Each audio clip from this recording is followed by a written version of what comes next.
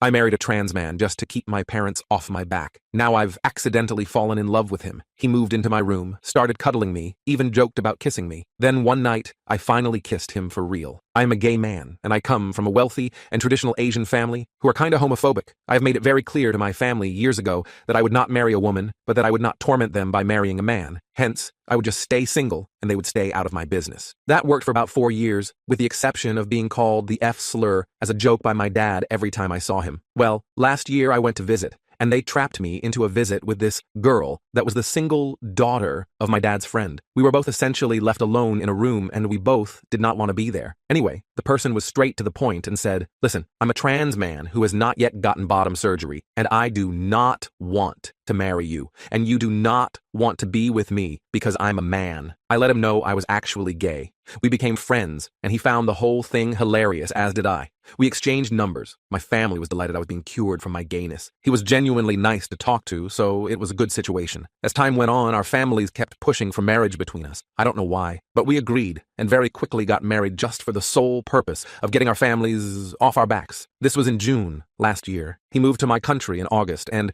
we just pulled a giant scam on our families and got away with it. He got a good thing out of it. Attending grad school, I would pay. He would live in the guest bedroom and live his life. I also had a good thing out of it, a wife, and no more cutting remarks about being gay. I also gave him my permission to cut his hair short and stop dressing feminine like his family forced him to. The reason for this was because in our culture, if a husband is okay with his wife doing something, her family can't say anything because her husband has authority and control over her. It's gross and misogynist and condescending, but it worked out for us. They can't say anything to his appearance even if they wanted to. Now, things have been smooth sailing for us. He started school, made friends, and is comfortable and happy. I work, come home, mind my business, and have a good roommate. But recently, starting around Christmas, we accidentally started getting closer. He started watching TV with me, eating with me, buying me stuff, texting me more frequently. He also moved into my room permanently last month. That has slowly escalated to us cuddling, both while awake and sleeping. Sometimes he will just sprawl out on top of me and cuddle me while doing random things, and I am unsure what it means. He's also started sitting in my lap and nuzzling me whenever I do something he thinks is cute. He also makes jokes about us dating and getting pets and showering together. I can never tell if he's serious because he jokes about everything. We also almost kissed twice, initiated by him while cuddling, but he goes red and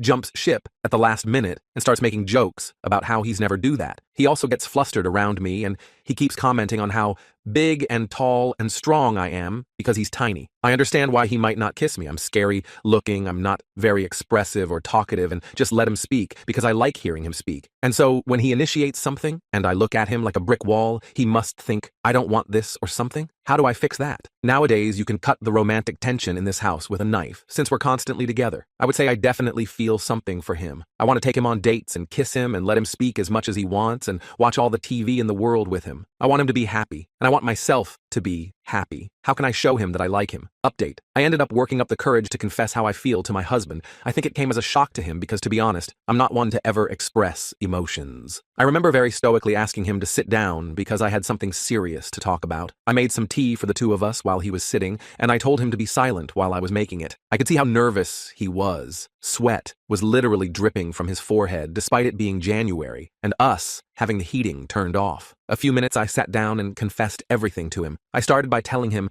that I have noticed how he is getting closer to me, how we are starting to cuddle, and how he has almost kissed me on 2 separate occasions. I told him that I've started to notice little things like his cheeks flushing when I call his name, or how I catch him moving his arms lower down my back each time we cuddle, once even getting very close to fondling my wiener over my boxers. I could see him getting more nervous with each sentence as I was saying this all to him in a very calm manner and showing almost no emotion. Before I could even finish speaking, he interrupted me to apologize and to tell me he will cut this behavior out. And then, in something like out of a movie, as he was speaking, I couldn't take it anymore. I leaned over and interrupted his apology with a long and passionate kiss. Not a quick peck, but a real, proper kiss. When I pulled back, my husband, Jin, was staring at me like I'd grown a second head. What was that? He whispered. I'm in love with you, I said. For real, not for our families, for me. For a moment, my husband, Jin, didn't move or speak. Then his face broke into the biggest smile I've ever seen. You absolute idiot, he said. I've been throwing myself at you for months. I thought you were just tolerating me because we're stuck in this marriage. I explained that I thought he was just joking around.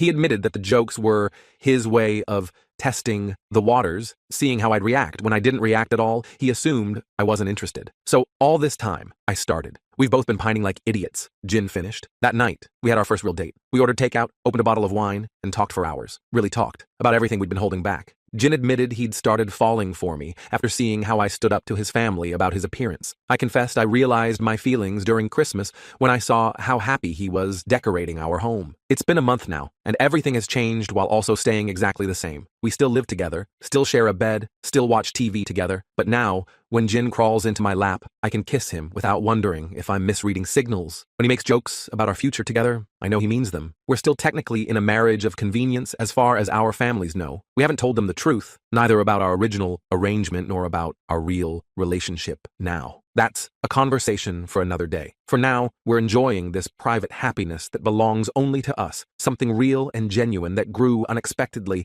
from what was supposed to be just a practical arrangement. For now, I'm just happy. Happier than I ever thought I could be. Turns out my husband isn't just my best friend anymore. He's actually my husband. And that's the best scam I never planned to pull off. After our conversation and that life-changing kiss, things between Gin and me shifted completely. That night we stayed up until 3 a.m. just talking about everything, our childhoods, our dreams, what we wanted from life. It was like the floodgates had opened. Gin admitted he'd been dropping hints for weeks because he was terrified of ruining our arrangement if I didn't feel the same way. I confessed that I'd been completely oblivious because I never thought someone as vibrant and funny as him would be interested in someone as stoic as me. For a smart guy, you're really stupid sometimes, he told me, poking my chest. That was Gin. Always teasing, always finding ways to make me smile, even when I was trying to be serious. The next morning, I woke up with Jin's arm draped across my chest and his head nestled against my shoulder, just like many mornings before. But this time, when he woke up and saw me looking at him, he didn't make a joke or pretend it was accidental. He just smiled sleepily and kissed my chin. "Morning, husband," he mumbled, and my heart did this weird flippy thing that I wasn't used to. The first couple of weeks of our new relationship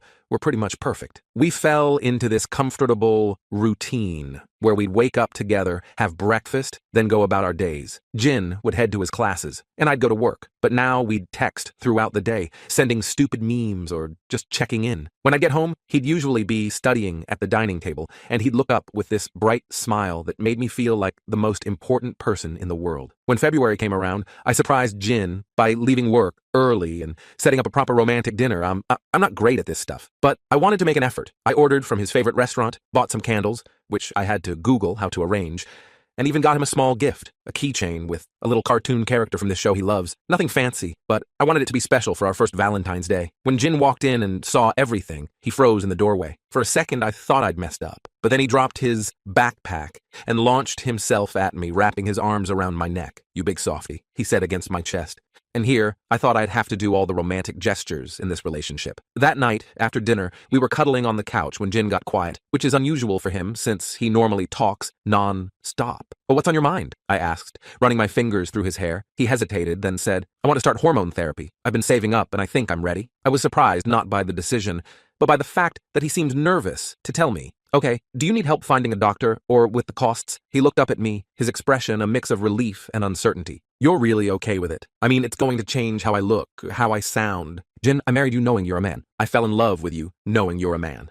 Whatever you need to do to feel more comfortable in your body, I support it." He started crying then, which freaked me out, because Gin never cries. He explained that he'd been putting it off, partly because he was worried about how I'd react. His ex-boyfriend had broken up with him when he first came out as trans, saying he wasn't signed up for that. Learning that made me both furious at his ex, and even more determined to show Gin he could trust me. The next day, I helped him research doctors in Singapore who specialized in transgender healthcare. It wasn't easy. Our country isn't exactly progressive on these issues, but we eventually found a clinic that could help. I went with him to his first appointment the following week. While we were in the waiting room, I noticed Gin fidgeting nervously with the zipper of his jacket. "You okay?" I asked. "What if they say no?" he whispered. "What if they make me jump through a million hoops or decide I'm not trans enough or something?" I took his hand, which was something I was still getting used to doing in public. "Then we'll find another doctor, and another one after that if we have to. This is happening, Gin. I promise." The doctor turned out to be better than we expected. She was professional and respectful, walking Gin through the process and what to expect. She prescribed testosterone after confirming Gin understood the effects, and we left the clinic with his first prescription. In the taxi home, Gin clutched the paper like it was made of gold, and I don't think I'd ever seen him smile so wide. That evening, while we were making dinner,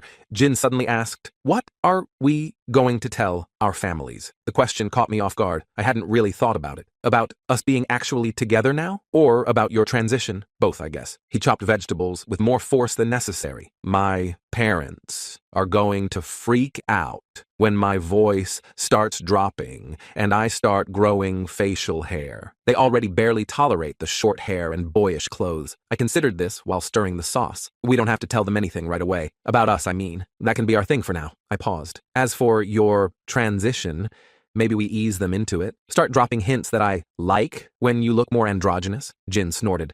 So basically use their misogyny and belief that I should obey my husband against them again? Exactly. He thought about it, then nodded. It's manipulative as hell, but it might work. At least until I'm further along and it becomes obvious. We decided to stick with that plan for the time being. Our marriage had started as a way to get our families off our backs, and now it was providing cover for Jin to transition safely. There was some irony there that wasn't lost on either of us. The next few months were a mix of incredible highs and unexpected challenges. Jin started his testosterone injections, which I helped him with because he hated needles. Every week, he'd sit on the bathroom counter, close his eyes tight, and grip my shoulder while I gave him the shot. Afterward, he'd always reward me with a kiss and call me his handsome nurse, which never failed to make me roll my eyes. The changes started subtly. His voice began to crack occasionally, which he found both exciting and embarrassing. He developed more energy and started hitting the gym with me a few times a week. Small patches of facial hair appeared, which he'd obsessively check in the mirror every morning. Each new change was celebrated between us like a major milestone. But it wasn't all smooth sailing. Jin experienced mood swings that caught us both off guard. Some days, he'd be irritable over the smallest things, like me leaving a cup on the counter or forgetting to buy his favorite snack. Other days, he'd get uncharacteristically quiet and withdrawn. I tried to be patient and understanding, reminding myself that his body was going through significant changes. One night in April, I came home to find Jin sitting on our bed with red-rimmed eyes. "What happened?" I asked, immediately concerned. "I called my mom today," he said, his voice rough. She kept asking why I sounded different, if I was sick. Then she started saying how she couldn't wait to see us next month for her birthday, and how she's been telling all her friends about her beautiful daughter and handsome son-in-law. I sat next to him and put my arm around his shoulders. "We don't have to go if you don't want to, but that's just it. I do want to see them. I miss them, but I'm not her daughter and I'm tired of pretending." He leaned against me. "I'm starting to think we need to tell them the truth, at least about me being trans. Maybe not about our relationship starting as a scam." The thought of confronting our families made my stomach knot up. My parents had been so happy lately, telling everyone how their son had settled down with a nice girl. They'd stopped making homophobic comments, started including me in family events again. Things were easier than they'd been in years, but Jin was right. We couldn't keep hiding forever. "Okay," I said finally. "We'll tell them when we visit next month, together." Jin looked up at me, surprised. "Really? Just like that?" I shrugged. "You're my husband. For real now. If they can't accept who you are, that's their problem, not ours." He kissed me then, holding my face in his hands like I was something precious. "I love you know that? Like really fucking love you." It was the first time either of us had said those words, and hearing them made everything else, all the worry about our families, all the challenges ahead, seem manageable. The weeks leading up to our visit to Jin's parents were tense. Jin's physical changes were becoming more noticeable. His jawline was sharper, his voice had dropped significantly, and he had the beginnings of a mustache that he decided not to shave before our trip. We were done hiding. We flew to Jin's hometown on a Friday morning. On the plane, Jin kept bouncing his leg nervously, so I placed my hand on his knee to steady him. "It's going to be okay," I said, though I wasn't entirely convinced myself. "You don't know my parents like I do," he replied. "They're traditional. Doesn't even begin to cover it." When we arrived at Jin's parents' house, his mother opened the door with a wide smile that quickly faltered when she saw Jin. She recovered quickly, pulling him into a hug that seemed a bit stiff. "You look different," she said, her eyes scanning his face, taking in the subtle beard, the more angular features. Jin's father was less subtle. He stared openly, his expression a mix of confusion and disapproval. "What happened to your face?" he asked bluntly. "You look like a boy." Jin took a deep breath. "We need to talk." The conversation that followed was one of the most uncomfortable experiences of my life. We sat in their living room, Jin's voice steady, as he explained that he was transgender, that he had always been a man, and that he was now on hormone therapy. His parents listened in stunned silence. When Jin finished speaking, his mother burst into tears. "But you're my daughter," she kept saying. "My beautiful daughter." His father turned to me, anger etched into every line of his face. "You did this," he accused. "You encouraged this madness." I kept my expression neutral, though inside I was seething. "I supported Jin. in being who he truly is. That's what a good husband does. That statement seemed to confuse Jin's father. In his mind, a good husband would never let his wife do something like this. The cognitive dissonance was written all over his face. The rest of the evening was tense. Jin's mother kept crying intermittently, while his father barely spoke, just glared at us from across the dinner table. We'd planned to stay for 3 days, but by bedtime, Jin whispered to me that he wanted to leave first thing in the morning. That night, as we lay in Jin's childhood bedroom, I held him while he cried quietly against my chest. I knew it would be bad, he said between sniffles, but part of me hoped. They've had years to get used to the idea. I've been dropping hints since I was a teenager. I didn't know what to say to make it better, so I just held him tighter and promised we'd get through this together. The next morning, Jin's mother knocked on our door. Her eyes were puffy from crying, but she seemed calmer. Your father and I talked all night, she said to Jin. We don't understand this choice, but you're our child. We need time, but we don't want to lose you. It wasn't acceptance, not really, but it was a start. We agreed to stay for breakfast before catching an earlier flight home. The meal was awkward, with Jin's father barely speaking and his mother making stilted attempts at normal conversation, but they were trying, in their own way. As we were leaving,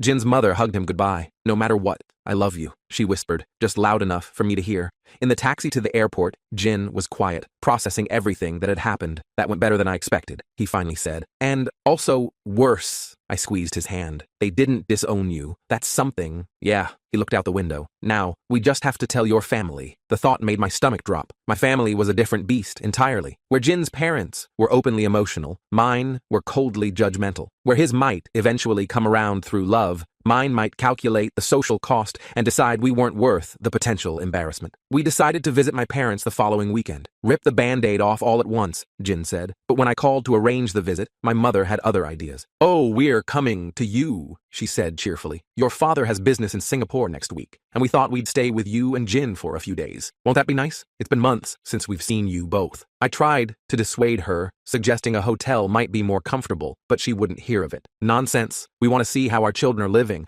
I want to make sure you're eating properly. After hanging up, I relayed the news to Jin, who looked like he might throw up. They're going to be staying here, in our apartment, while I look like this? He gestured to his increasingly masculine appearance. It'll be fine, I said, not believing it myself. They have to find out, eventually. The next week was a flurry of cleaning and preparing. Jin was a nervous wreck, alternating between wanting to fem up to avoid conflict and being determined to present as his true self. In the end, authenticity won out. He wasn't going back in the closet for anyone, not even my parents. When my parents arrived, my mother immediately embraced Jin, then pulled back with a puzzled expression. You look different, she said, echoing Jin's mother from the week before. Are you ill? Jin smiled tightly. No, just some changes. I'll explain over dinner. My father, ever oblivious to subtle social cues, boomed. Well, you look like a boy with that haircut. Our son needs to take you shopping for some proper clothes. Jin and I exchanged glances. This was going to be even more difficult than we thought. During dinner, which Jin had spent hours preparing to make a good impression, the tension was thick enough to cut with a knife. My mother kept making comments about how mannish Jin looked, clearly disapproving but trying to be polite about it. My father was his usual tactless self, asking why Jin's voice was so deep and if he was coming down with something. Finally, after my father made a joke about Jin looking more like my boyfriend than my wife, Jin set down his fork with a clatter. I need to tell you both something, he said firmly. I'm transgender. I'm a man. I've always been a man. And now I'm taking steps to align my body with who I've always been. The silence that followed was deafening. My mother's face drained of color, while my father's turned an alarming shade of red. Is this some kind of joke? My father finally asked, his voice dangerously quiet. No, sir, Jin replied, his tone respectful but unwavering. I've known since I was a child. Your son has been incredibly supportive. All eyes turned to me. I straightened my spine and met my father's gaze. Jin is my husband, and I support him completely. My father slammed his hand on the table, making the dishes rattle. This is outrageous. We agreed to you marrying a woman to avoid the shame of you being with a man, and now you tell us your wife is actually a man? Do you think this is funny? Do you enjoy making fools of us? Dad, it's not like that. I started, but he cut me off. I don't want to hear it. This is sick. He trailed off, seemingly unable to find words strong enough to express his disgust. My mother, always the practical one, asked in a trembling voice, what will we tell people? What will the family say? Jin, to his credit, remained calm. You can tell them the truth, or you can lie. That's your choice. But this is who I am, and that's not changing. My father stood up abruptly. We're leaving. I can't stay in this mockery of a home. My mother hesitated, looking torn between following my father and staying to try to understand. In the end, family loyalty won out, and she hurried after him, pausing only briefly at the door to give me a look I couldn't quite decipher: disappointment, confusion, or perhaps a hint of sorrow. After they left, Jin and I sat in stunned silence for a few minutes. Then Jin got up and started clearing the dishes, his movements mechanical. "I'm sorry," I said, standing to help him. "I knew they'd react badly, but that was, It's not your fault," Jin interrupted, but his voice was flat. "You can't control how they respond." That night, Jin was uncharacteristically quiet. He went to bed early, claiming a headache, but I could tell he was avoiding talking about what had happened. I gave him space, figuring we could process everything in the morning. But when I woke up, Jin wasn't in bed. I found him in the kitchen, already dressed and making coffee. "Hey," I said cautiously, "you okay?" He handed me a mug without meeting my eyes. "Jin's mom called while you were asleep. She wants to have lunch with us today, just her, not Jin's dad." I was surprised. "What did you say?" I said yes. He finally looked at me. "I think we should hear her out." We met Jin's mother at a quiet restaurant near our apartment. She looked tired, like she hadn't slept much. As soon as we sat down, she reached across the table and took Jin's hand. "I want to understand," she said simply. "Help me understand." Jin explained gender dysphoria, his experiences growing up, knowing he was different, the relief he felt when he finally accepted he was transgender. His mother listened attentively, asking occasional questions, but never interrupting. When Jin finished, his mother was quiet for a long moment. Then she said, "I always wanted a daughter-in-law. I had dreams of shopping together, of helping plan your wedding, of you giving me grandchildren someday." Jin tensed beside me, but his mother continued. "But what I really wanted was for my son to be happy, and watching you two together, I can see that he is happier than I've ever seen him." She turned to me. "You've always been so serious, so closed off, even as a child. But with Jin, you smile, you laugh, you seem alive." I felt my throat tighten with emotion I wasn't used to showing. "I am happy, Mom. Jin makes me happy." My mother nodded, then turned back to Jin. "I don't understand everything about this transgender business. I probably never will. Not completely, but I understand love. And if my son loves you, the real you, then that's what matters." Jin was crying now, quiet tears sliding down his cheeks. "Thank you," he whispered. "Your father will take longer," my mother warned. "He's stubborn and set in his ways, but I'll work on him. Just give us time." When we got home, Jin collapsed onto the couch, emotionally drained. "That went better than I expected," he said, pulling me down next to him. "My mom has always been more reasonable than my dad," I replied, wrapping an arm around him. "She might come around. My dad, though." Jin nodded, understanding the unspoken concern. "One step at a time, right?" The next few weeks were a roller coaster. Jin's parents called every few days, asking stilted questions about his transition, clearly trying to understand even if they didn't approve. My mother called too, checking in on us and reporting that my father was still furious but at least no longer talking about disowning me. Through it all, Jin and I grew closer. The shared adversity seemed to strengthen our bond. We started talking more seriously about our future, not just getting through the current family drama, but what we wanted long term. Jin talked about wanting to get top surgery after finishing his degree.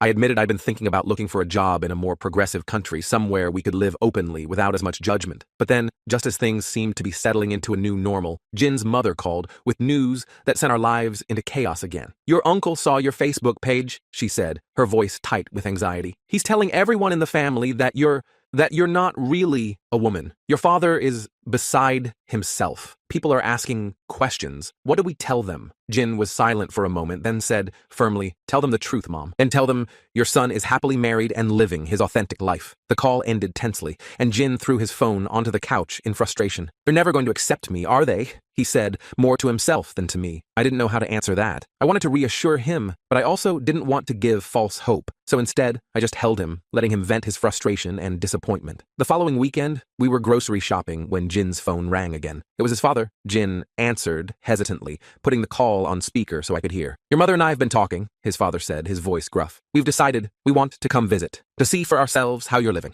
Jin looked at me, eyes wide with surprise. "When?" "Next weekend, if that works for you both." After hanging up, Jin stood frozen in the middle of the produce section. "They want to visit, voluntarily, to see how we live." "Is that good or bad?" I asked, uncertain. "I don't know," Jin admitted, "but I guess we'll find out." The week leading up to Jin's parents' visit was as stressful as the lead-up to my parents' visit, if not more so. Jin bounced between optimism that they were coming around and fear that they were planning some kind of intervention. I tried to keep him grounded, reminding him that whatever happened, we had each other. Jin's parents arrived on Friday evening. There was an awkward moment at the door when his father hesitated before hugging him, clearly still adjusting to his son's increasingly masculine appearance. But the fact that he hugged Jin at all felt like progress. Over dinner, Jin's mother revealed the reason for their visit. "We've been doing some research," she said tentatively, "about transgender people. We found some support groups for parents. We've been talking to other families." Jin nearly dropped his fork in shock. "You have?" His father nodded stiffly. "Your mother thought it would help us understand, and it has somewhat,"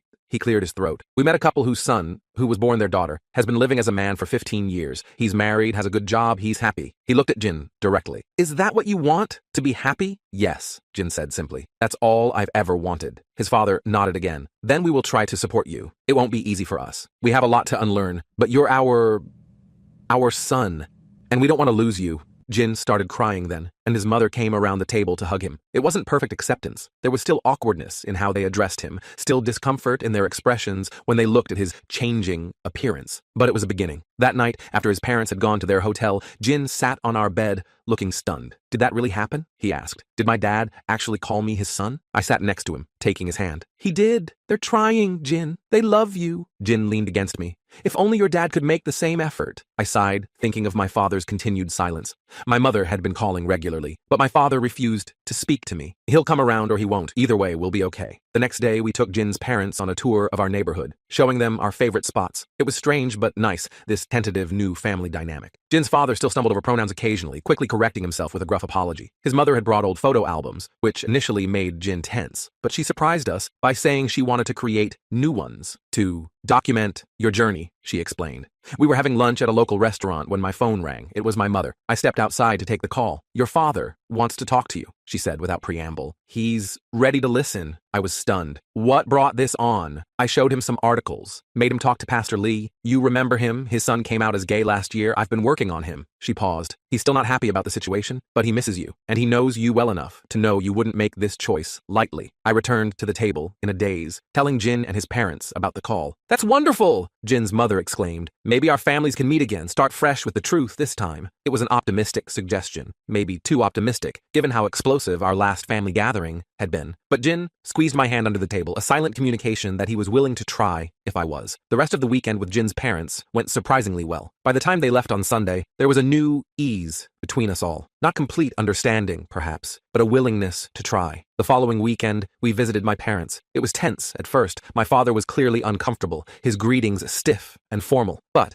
as the afternoon progressed, I noticed him watching Jin and me together, seeing how naturally we interacted, how Jin made me laugh in ways few people could. At dinner, my father finally addressed the elephant in the room. So you're transgender, he said to Jin, the word sounding foreign on his tongue. Jin nodded. Yes, sir. I've known since I was a child. My father was quiet for a moment, then asked, and our son? When did he know about this? From the beginning, Jin replied honestly. It was never a secret between us. My father turned to me, his expression unreadable. And you're happy with this arrangement? I met his gaze steadily. I'm happier than I've ever been. Jin is my husband in every way that matters, Dad. I love him. My father flinched slightly at my use of male pronouns for Jin, but he didn't object. He nodded slowly, seeming to process this information. Your mother tells me this isn't a choice, he said, finally. That people are born this way. That's right, Jin confirmed. It's not something I chose. It's who I am. My father sighed heavily. I don't understand it. I don't know if I ever will. He looked between us, his expression softening slyly. But you're my son, and if this is the life you've chosen, I won't stand in your way. It wasn't wholehearted acceptance. It wasn't even close, but from my father, it was significant. An olive branch, a willingness to try. As we drove home that night, Jin was quiet, reflecting on the massive shifts that had occurred in our lives over the past few weeks. Do you think they'll ever fully accept us? He asked. As we neared our apartment, I considered the question carefully. I think they'll get there, eventually. Maybe not 100%, but enough. They love us in their own ways. Jin nodded, leaning his head against the window. It's more than I expected, honestly. I was prepared for them to cut us off completely. Me too, I admitted.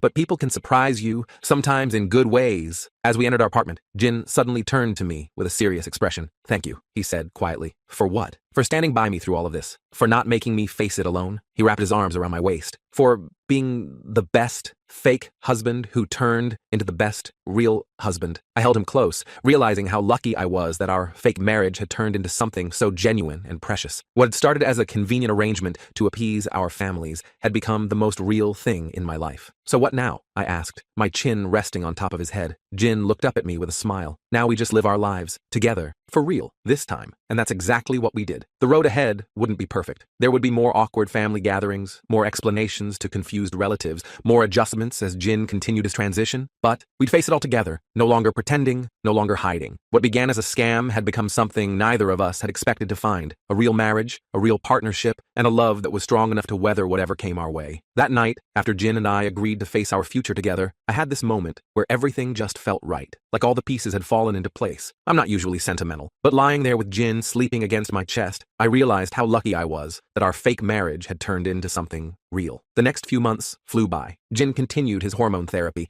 and the changes became more noticeable each week. His voice dropped completely, settling into this nice deep tone that still had a hint of his original pitch. He started growing more facial hair, which he was stupidly proud of even though it came in patchy at first. Every morning he'd examine his face in the mirror, calling me over to look at some new hair that had appeared overnight. "Look," he'd say, pointing at what was basically peach fuzz. "It's coming in thicker on this side." I'd nod seriously while secretly finding his excitement adorable. Jin caught me smiling once and flicked water at me. "Don't patronize me! This is a big deal!" By summer, Jin had been on T for almost 6 months, and the changes were really settling in. His shoulders had broadened slightly, his jawline was sharper, and he had this light scruff that he kept meticulously trimmed. He looked good, really good. And even though I'd fallen for him before all these changes, seeing him become more comfortable in his own skin made me fall even harder. In July, Jin scheduled a consultation for top surgery. He'd been saving up and researching surgeons for months, and he finally found one in Thailand with good reviews and reasonable prices. The consultation was virtual, and Jin was so nervous, he made me sit with him the whole time. The surgeon was professional and kind, explaining the procedure and recovery process. When he asked Jin why he wanted the surgery, Jin squeezed my hand so hard I thought he might break it. "I've known I was a man since I was 12, he said, his voice steady despite his nerves. "I want my outside to match who I am inside." The surgeon nodded, saying Jin was an excellent candidate. We scheduled the surgery for October, giving us time to arrange travel and for Jin to finish his summer semester. After the call ended, Jin burst into tears, happy tears. He explained when I panicked, hugging me so tight I could barely breathe. It's really happening," he kept saying. "It's finally happening." That night, Jin called his parents to tell them about the surgery. They'd been making progress in accepting him, but surgery was a big step. I sat next to him, ready to offer support if needed. "Mom," Jin said after exchanging pleasantries, "I've scheduled my top surgery for October." There was a pause on the other end. Then Jin's mother said, "Will you need help during recovery? Your father and I could come stay with you for a week or two." Jin nearly dropped the phone in shock. You want to help?" "Of course," his mother replied, sounding slightly offended. "You're our son. We want to make sure you're taken care of." After hanging up, Jin just sat there, looking stunned. "They offered to help," he said like he couldn't quite believe it. "They called me their son without hesitating. I called my parents next. My mom was supportive as always, but my dad was still working through his feelings about everything. When I told him about Jin's surgery, he was quiet for a moment. "Will he be all right?" he finally asked, genuine concern in his voice. "These surgeries, they're safe?" "Yes, Dad," I assured him. "The surgeon has an excellent reputation." "Good," he said gruffly. "Let us know if you need anything." It wasn't exactly overwhelming enthusiasm, but for my father, it was significant progress. He was trying, in his own way. As October approached, Jin grew both excited and nervous. He'd finished his summer courses with excellent grades and was taking the fall semester off to recover from surgery. We booked our flights to Thailand and arranged for a 3-week stay, 1 week before the surgery for pre-op appointments, and 2 weeks after for initial recovery before flying home. The night before we left, Jin was a bundle of nerves, packing and repacking his suitcase. "What if something goes wrong?" he asked, folding the same shirt for the 3rd time. "What if the results aren't good? What if—" I took the shirt from his hands and set it aside, then pulled him into a hug. "Everything will be fine," I said, firmly. "The surgeon knows what he's doing, and I'll be with you the whole time." Jin relaxed against me slightly. "Promise?" "Promise." The flight to Thailand was long but uneventful. Jin slept most of the way, his head on my shoulder, while I caught up on work emails. We'd booked a nice apartment in Bangkok for our stay, wanting to make sure Jin would be comfortable during recovery. The pre-op appointments went smoothly. The surgeon examined Jin, confirmed the surgical plan, and answered all our questions patiently. The night before the surgery, Jin was surprisingly calm. "I've waited so long for this," he explained when I commented on his changed demeanor. "Now that it's finally happening, I just feel ready." The morning of the surgery, I woke up before Jin. I watched him sleeping peacefully, his chest rising and falling under the thin sheet.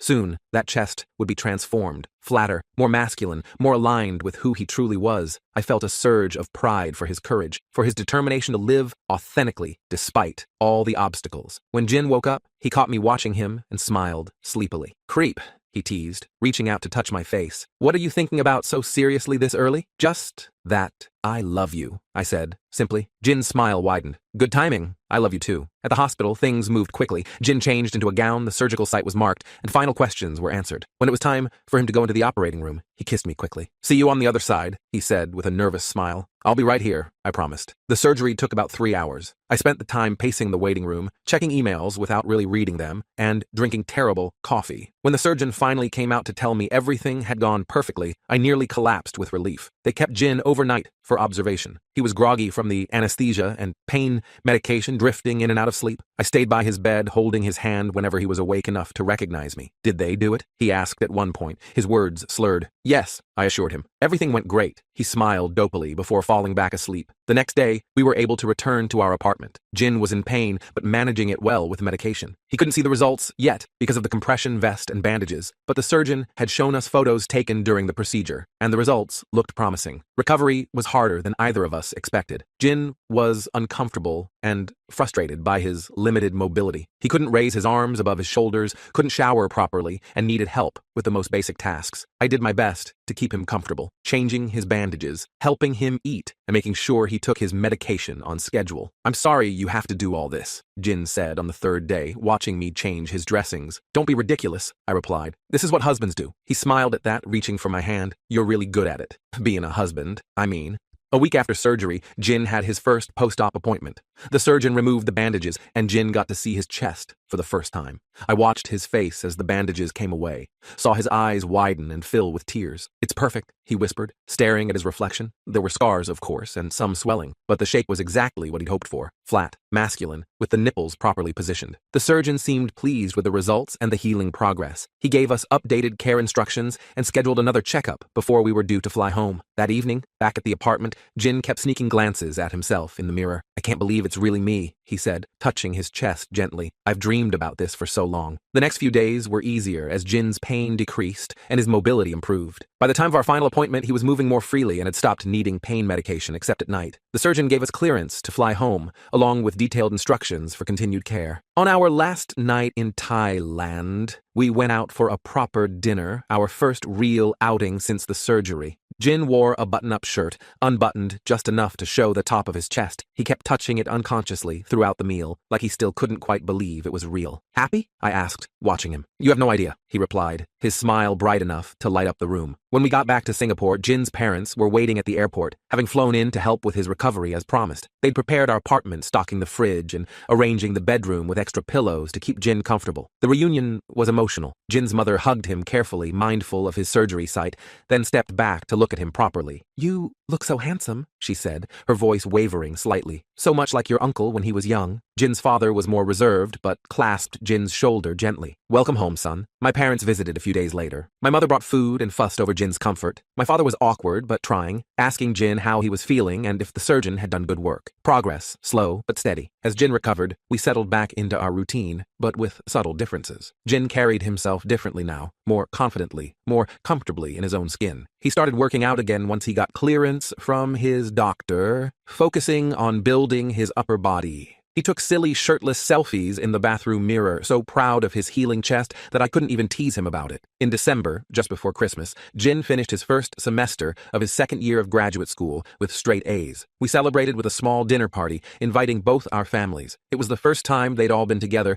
since everything had come out in the open, and I was nervous about how it would go. But surprisingly, it went well. There were a few awkward moments, especially when my father misgendered Jin, then corrected himself with a flustered apology. But overall, it was a pleasant evening. Our families found common ground in their shared experiences as parents trying to understand their children's lives. They exchanged phone numbers by the end of the night, promising to keep in touch. After everyone left, Jin and I collapsed on the couch, exhausted but relieved. "That wasn't a complete disaster," Jin observed, leaning against me. "High praise," I replied, making him laugh. "Seriously, though," he said, turning to face me. "Did you ever imagine we'd get here when we first got married, I mean?" I thought about it. "No," I admitted. "I thought we'd live as roommates for a few years, maybe eventually go our separate ways once the pressure from our families died down." Jin nodded. "Me too. I never expected—" He gestured between us. "This, United States, being real." I pulled him closer.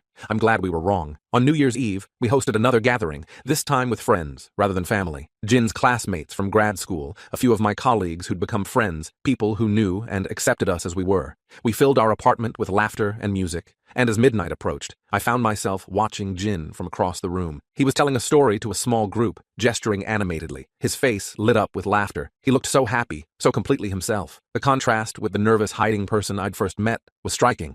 When the countdown to midnight began, Jin made his way through the crowd to find me. He wrapped his arms around my neck as everyone shouted, 3, 2, 1, Happy New Year!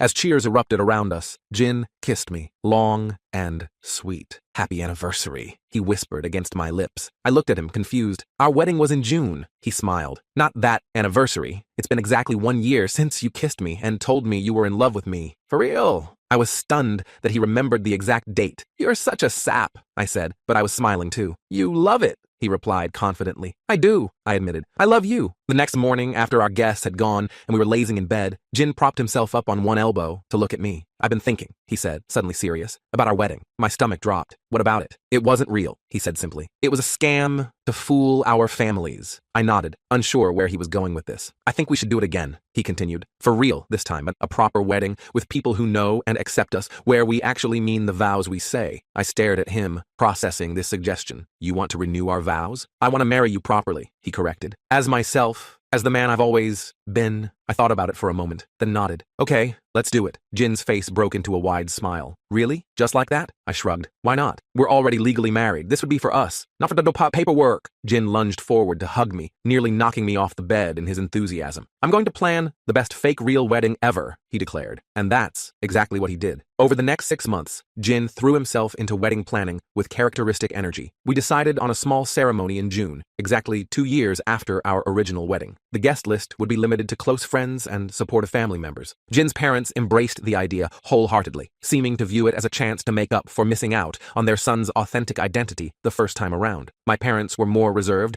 but agreed to attend. My father even awkwardly offered to help with expenses, which I took as a significant peace offering. In the months leading up to the ceremony, other aspects of our lives continued to evolve. Jin finished his second year of grad school with excellent grades and started looking at internships for his final year. I received a promotion at work, which meant longer hours, but better pay. We began talking about buying a place of our own instead of renting, maybe somewhere with a small garden for Jin's growing plant collection. Before we knew it, our wedding day arrived. We kept it simple, an intimate ceremony in a garden pavilion, followed by dinner at a nice restaurant. Jin wore a tailored suit that showed off his broader shoulders and flat chest. I wore a suit too, though Jin had insisted on choosing the color for me, claiming I had no sense of style whatsoever. As we stood facing each other exchanging vows we'd written ourselves this time, I was struck by how different this felt from our first wedding. That day had been tense, filled with secret glances and hidden meanings. This time, everything was open and honest. I promise to always be your partner in crime, Jin said, grinning as our guests laughed, knowing the story of how we'd met and married. But more importantly, I promise to be your partner in everything else too, in the good days and the bad ones, in the big moments and the small ones. When it was my turn, I surprised myself by how easily the words came. I never thought I'd find someone who understands me the way you do, I said, holding Jin's hands tightly. Someone who sees past my silence and knows what I'm thinking. Someone who makes me laugh and makes me brave. I love you, not despite the journey that brought us together, but because of it. Jin's eyes were wet as he leaned in to kiss me after we were pronounced husband and husband. Our friends and family applauded, and I felt something settle in my chest, a sense of rightness, of completion. At the dinner afterward, Jin's father gave a toast that left hardly a dry eye in the room. 2 years ago, I thought I was losing a daughter, he said, his voice thick with emotion. Instead, I gained a son who is braver and stronger than I ever imagined, and I gained another son as well. He nodded to me. I've never seen two people more perfectly matched. My father, not to be outdone, stood up next. I didn't understand any of this at first, he admitted bluntly. I still don't understand all of it, but I understand love when I see it, and these two have the real thing. Later, as Jin and I shared our first dance, he rested his head against my chest. We pulled off quite a scam, he murmured, referencing our original marriage plot. The best scam ever, I agreed, holding him close. It scammed us too. Jin looked up at me, his expression soft. How so? We thought we were tricking everyone else, but we ended up tricking ourselves, pretending to be in love until we actually fell in love. Jin laughed. That's either very romantic or very stupid. With us, probably both, I replied, making him laugh harder. As I held my husband, my real, true husband, in my arms, surrounded by people who loved and accepted us, I couldn't help but feel grateful for that ridiculous, arranged meeting our parents had set up 2 years ago. What had started as an attempt to please our families while secretly rebelling had become the most authentic relationship either of us us had ever known. Sometimes the best things in life come from the most unexpected beginnings. Our marriage might have started as a convenient arrangement, a mutual agreement to get our families off our backs. But somewhere along the way, between the late-night conversations and shared secrets, the support through transition and the standing up to our families, it had become something real and precious. And I wouldn't change a single moment of it.